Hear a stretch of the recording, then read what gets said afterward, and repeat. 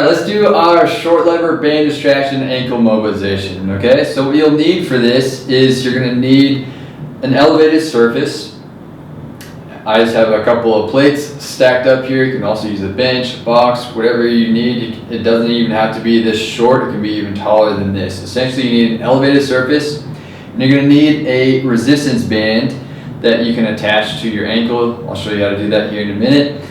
And you need it anchored by a friend, by a squat stand or rack, or something else to help it anchor. Even if it's on your couch at home, you can anchor it to a leg on the couch. So what you're going to do is you are going to hook your foot inside of that band, and you're going to put it right where the shin bone meets the ankle, so the very front of the ankle.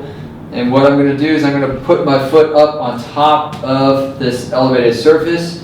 And the reason that we want to do this is because we're going to get into a stretch here. And this is going to help us, especially if we're feeling any kind of pain in the front of the ankle when we're trying to dorsiflex or push our knee over our ankle to get this full kind of flexion here.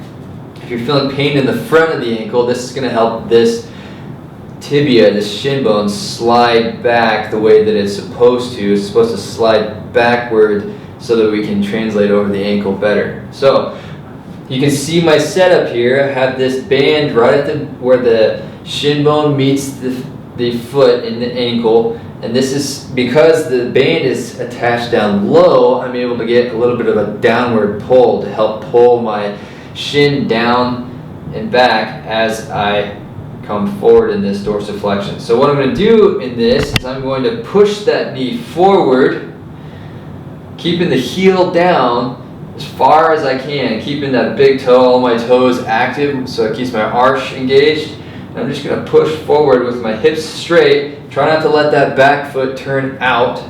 We want to keep that nice and stable and straight. You're going to get a little added benefit of a little bit of a hip stretch on the opposite side. That's why I love this stretch, because you're doing a little bit of 2-in-1. So I'm pushing that ankle forward, letting that band keep that pressure on the front, keeping that big toe down and active. Now, if you're doing this post-activity or when you're not really planning anything else, you can hold this stretch for 60 to 90 seconds. That's 1 to 1.5 minutes.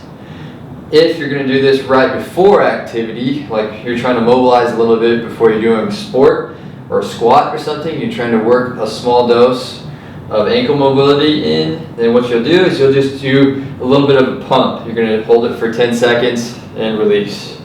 And hold it for 10 seconds and release. Okay?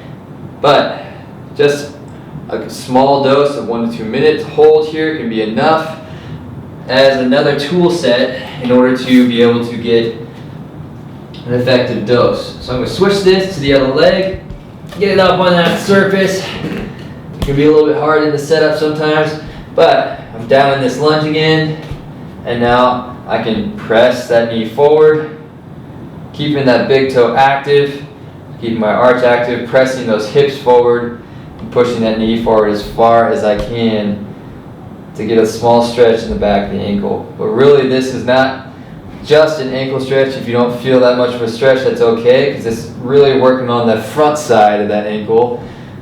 And it's making sure that our bones are tracking nice and even over each other. So I'm pushing that knee over that center toe, making sure it's tracking right over the center of my foot, and just pumping through there. You can hold this for 60 to 90 seconds again, or if it's right before activity, I'm just going to do 10 seconds at a time for 3 to 5 times.